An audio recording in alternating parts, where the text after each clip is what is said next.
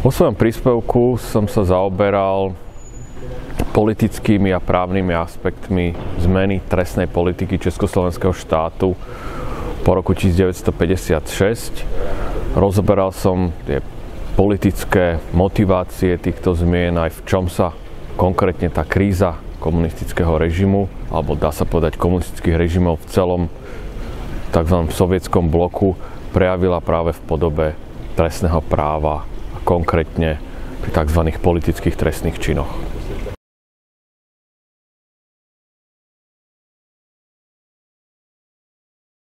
Vážené kolegyne, kolegovia, témou môjho príspevku sú zmeny v trestnej politike Československého komunistického štátu, ktoré boli odrazom krízy komunistických režimov v sovietskom bloku v roku 1956. Predstavovali predovšetkým čiastočné zmiernenie trestnoprávnej represie v tejto poststalinskej ére a tiež odstránenie najvypuklejších nástrojov politicky motivovanej manipulácie súdnych procesov v trestnej legislatíve. Vyjadrené dobovým jazykom malo ísť o upevnenie socialistickej zákonnosti.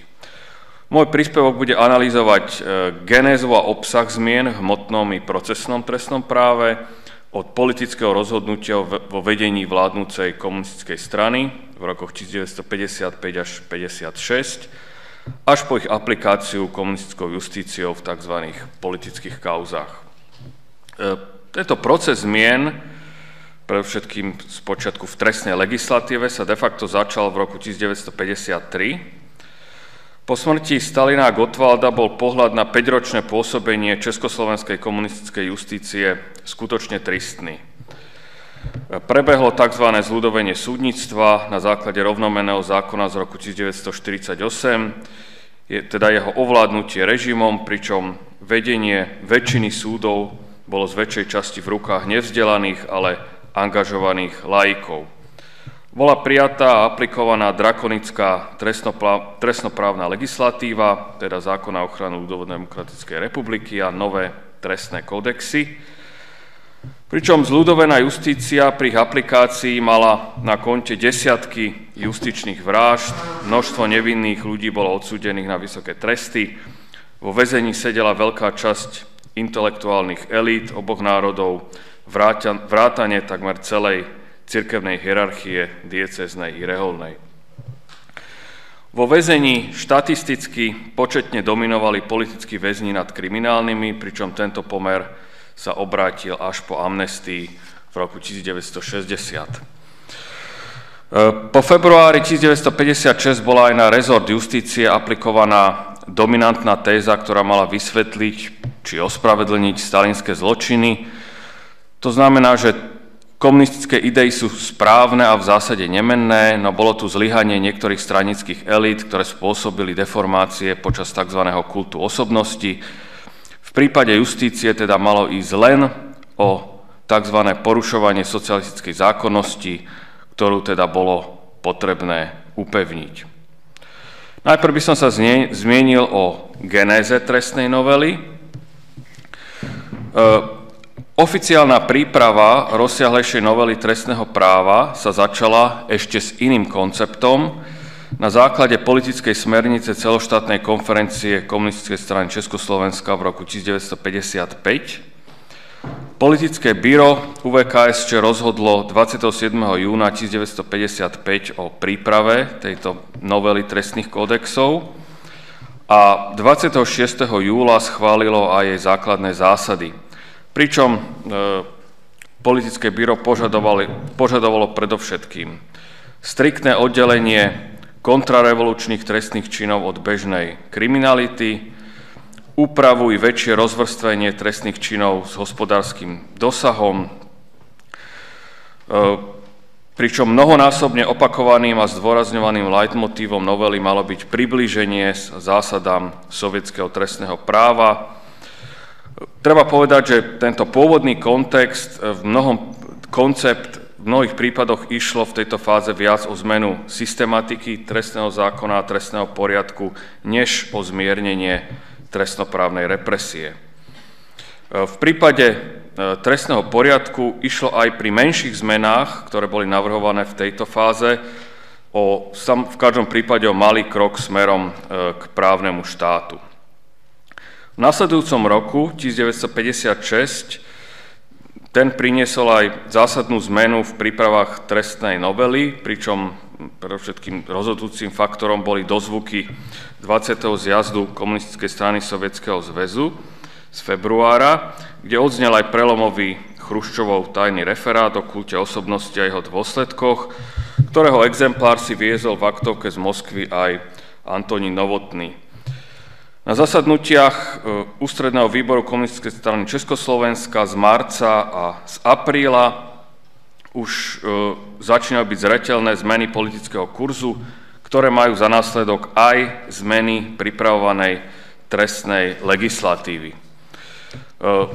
V júni 1956 sa konala celoštátna konferencia KSČ, kde bola teda oficiálne ukončená celostranická diskusia o záveroch 20. zjazdu sovietských komunistov, pričom zaznela tu aj dosť výrazná požiadavka upevnenia socialistickej zákonnosti a zvýšeného uplatňovania výchovnej úlohy štátu pri trestnoprávnej represii. Veľká novela trestného práva bola napokon prijatá v Národnom zhromaždení v podobe veľkej novely trestného zákona a úplne nového trestného poriadku.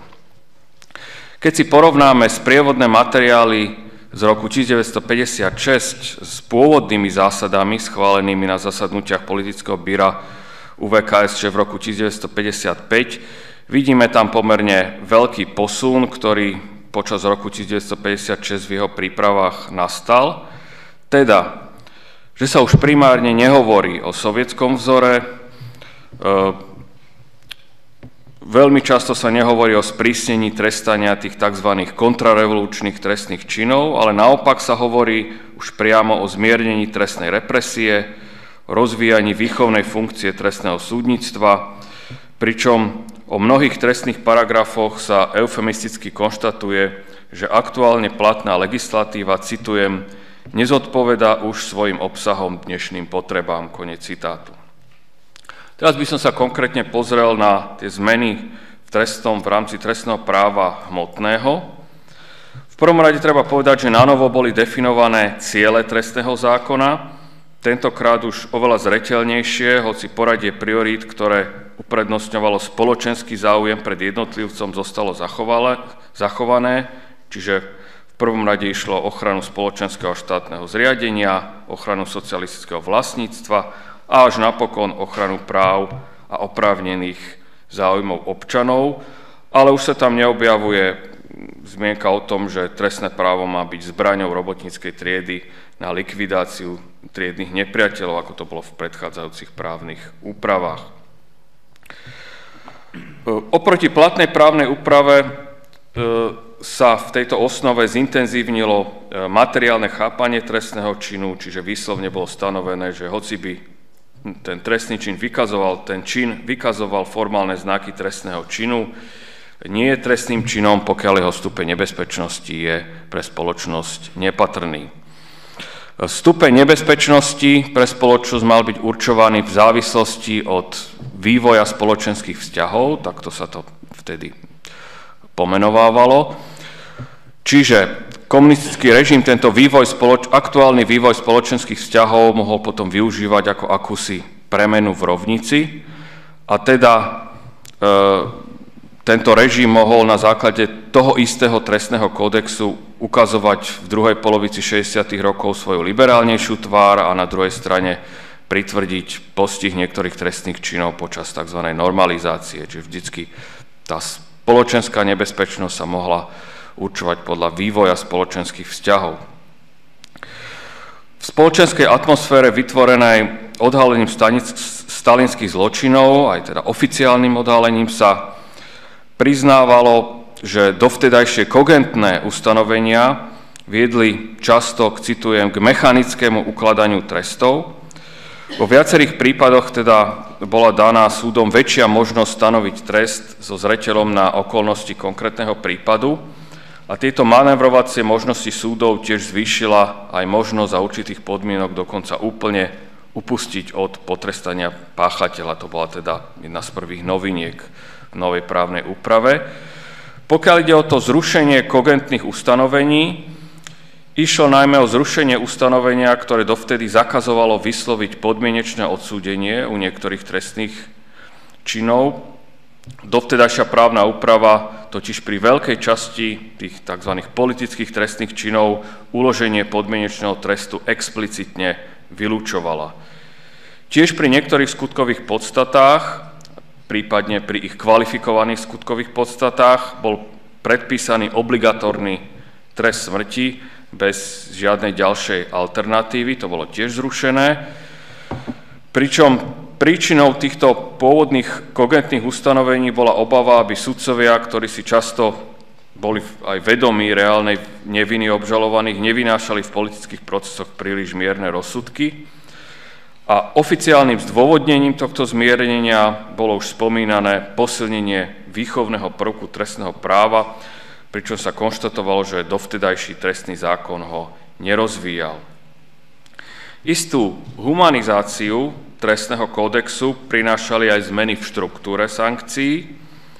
Trest odňatia slobody na doživotie bol zrušený a všade, kde dovtedy zákon kogentne ukladal výlučne trest smrti, bola zakotvená možnosť alternatívne uložiť trest odňatia slobody na 25 rokov, ináč v štandardných prípadoch bola tá horná hranica 15 rokov, pričom zrušená bola tiež obligatórnosť ukladania niektorých vedľajších trestov, ako prepadnutie majetku či peňažitý trest, a teda ich uloženie už opäť záviselo od voľnej úvahy súdu.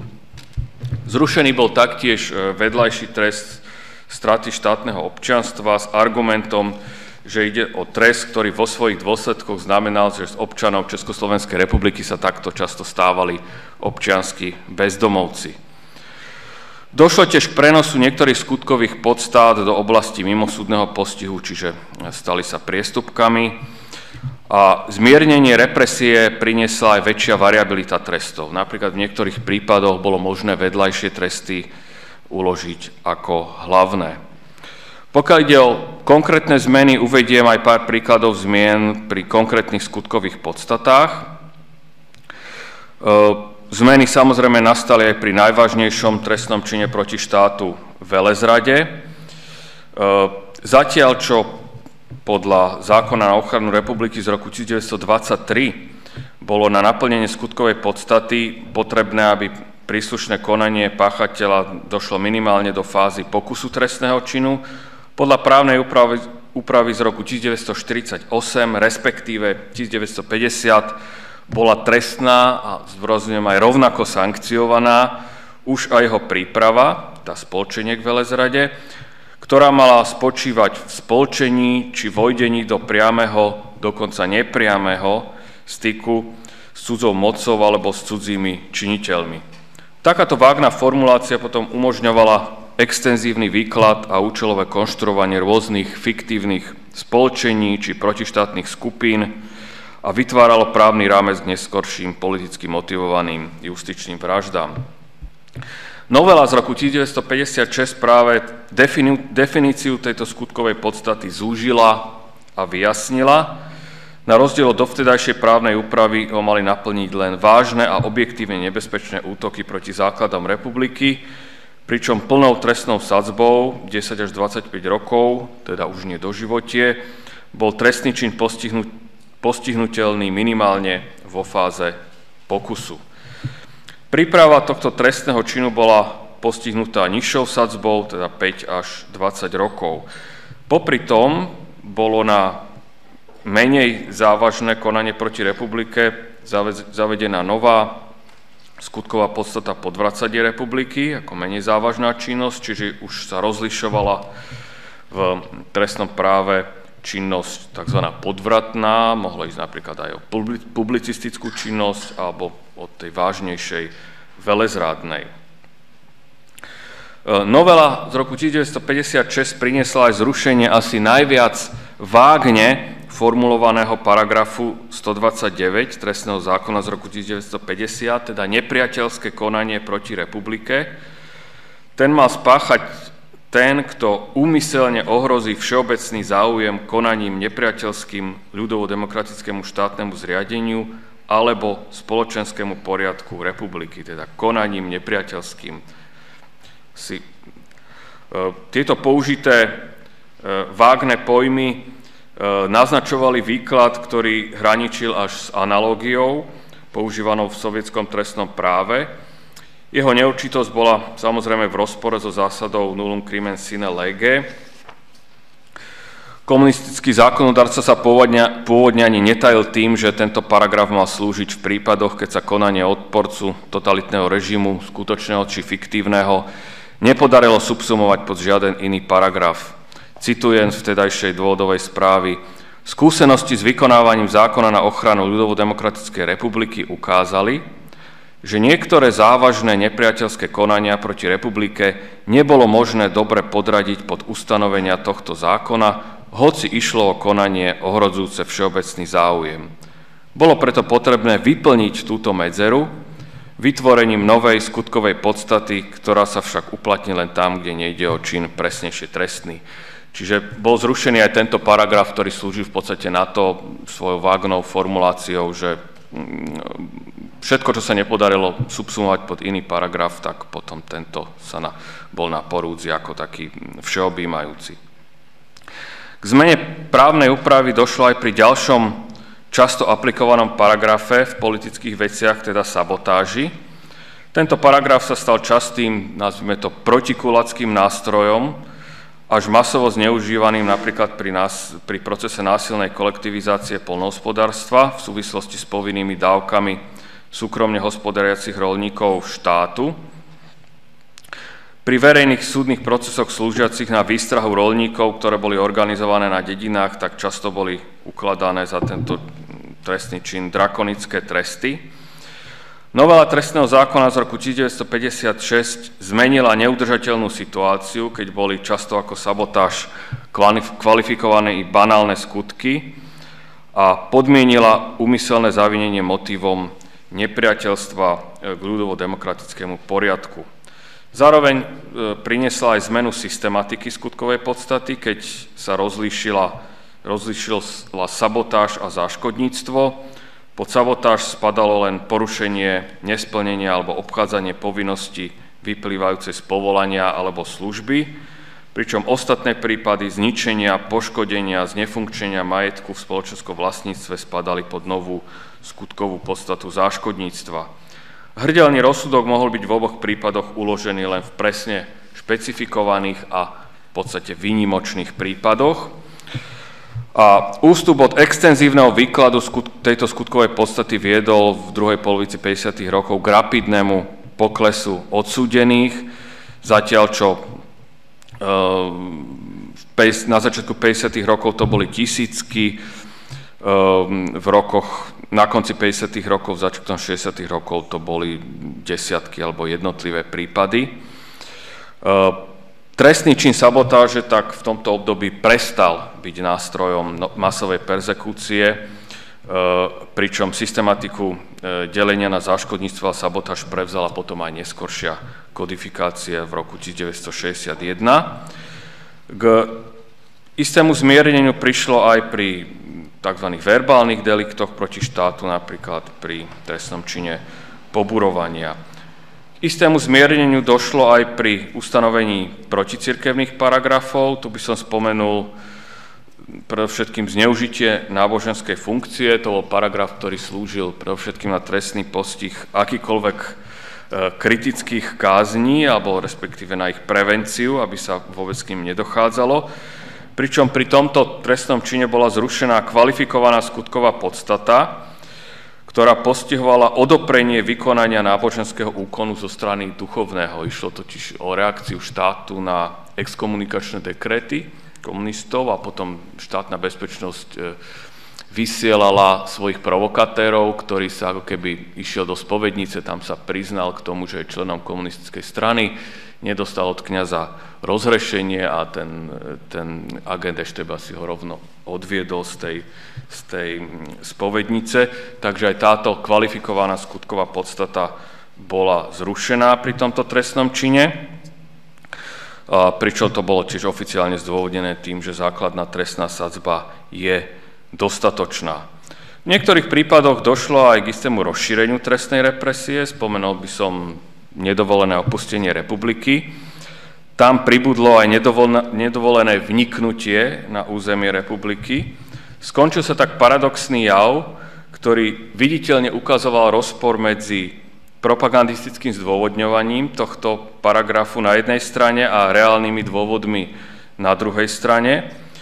Do roku 1956 totiž bolo nelegálne prekročenie hraničnej čiary mimo oficiálnych hraničných priechodov kvalifikované ako trestný čin len v jednom prípade zo 4 možných. Tam máme 4 rôzne možné prípady.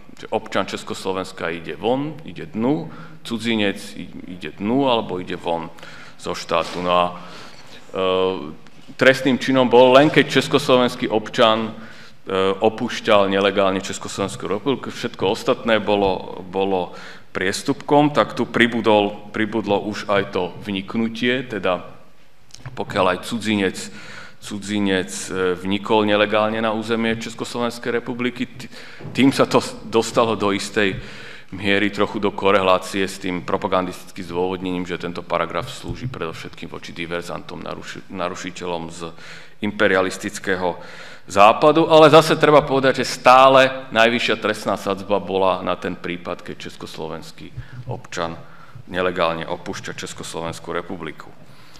Ako forma trestnoprávneho vynútenia pracovnej povinnosti bol v rámci popisovanej novely zakotvený aj trestný čin príživníctva. Ten od roku 1956 až do pádu komunistického režimu trestnoprávne vynúcoval plnenie pracovnej povinnosti. U toho, kto nebol v riadnom pracovnom pomere, v zásade prezumoval, že sa živí nekalým spôsobom a vyhýba statočnej práci, pričom sankciou bol trest odňatia slobody od 3 mesiacov až do 3 rokov. Určite si ešte starší z vás, ešte dokonca ja som to zažil, pamätáte tú pečiatku v občianskom preukaze, ktorý bol knížočkou. Aj táto skutková podstata bola používaná ako jeden z nátlakových prostriedkov proti odporcom komunistického režimu, ktorí boli často prepušťaní zo zamestnania. A taktiež bola popri trestnom čine kupliarstva aj nástrojom režimu na potlačanie proti spoločenského javu v podobe najstaršieho povolania. Teraz ešte k niektorým zmenám v trestnom práve procesnom a ich politickému pozadiu. Ešte výraznejšie než pri trestnom práve hmotnom zasiahli dramatické udalosti v komunistickom bloku v roku 1956 do právnej úpravy trestného práva procesného. Pri čiastočnom zverejnení informácií o justičných praktikách v politických procesoch a monster procesoch sa konštatovala práve významná rola tohto trestného poriadku, keďže umožňoval masívne porušovanie práv obvinených. Na rozdiel od novelizácie hmotnoprávneho kódexu sa tak v tomto prelomovom roku pristúpilo k prijatiu úplne nového trestného poriadku. Pokiaľ ide o novinky, ktoré sa v ňom objavili, tak napríklad sa v ňom objavilo explicitné zakotvenie zásady prezumpcie neviny či práva na obhajobu, ktoré dovtedy explicitne zakotvené neboli. Deklarované zásady trestného konania už aspoň deklaratívne zodpovedali štandardom, nazvime to, európskeho trestného práva. Išlo predovšetkým o nezávislosť sudcov, zásadu objektívnej pravdy, legality, vyšetrovaciu, obžalovaciu zásadu a tiež zásadu verejnosti, bezprostrednosti a ústnosti či voľného hodnotenia dôkazov. Boli tiež spresnené podmienky zahájenia trestného konania a práv obvineného v prípravnom konaní. Medzi prínosy tiež patrilo zavedenie inštitútu predbežného prejednania obžaloby, ktorý mal preskúmať, či bol pri vyšetrovaní dodržaný zákon a či sú zhromaždené dôkazy dostatočné na začatie konania pred súdom. Súd mal rozhodovať už len na základe dôkazov vykonaných v rámci hlavného pojednávania a z hľadiska dôkazných prostriedkov už nemalo postačovať len vynútené priznanie obvineného. Keby som to mal zhrnúť, tak čiastková humanizácia trestného práva hmotného i zakotvenie základných zásad trestného konania patriacich k európskym štandardom trestného práva v demokratických krajinách, čo i len v deklaratórnej podobe, bolo v rámci vývoja povojnového československého trestného práva nepochybným prínosom, no ich reálna vynútiteľnosť v nedemokratickom režime a tým aj zabezpečenie spravodlivého procesu nebolo až do roku 1989 možné. Až do pádu komunistického režimu boli práva obžalovaných v rôznej miere porušované, predovšetkým pri trestnom postihu za tzv. Politické trestné činy, ktorý bol jednou z foriem politicky motivovanej represie voči občanom.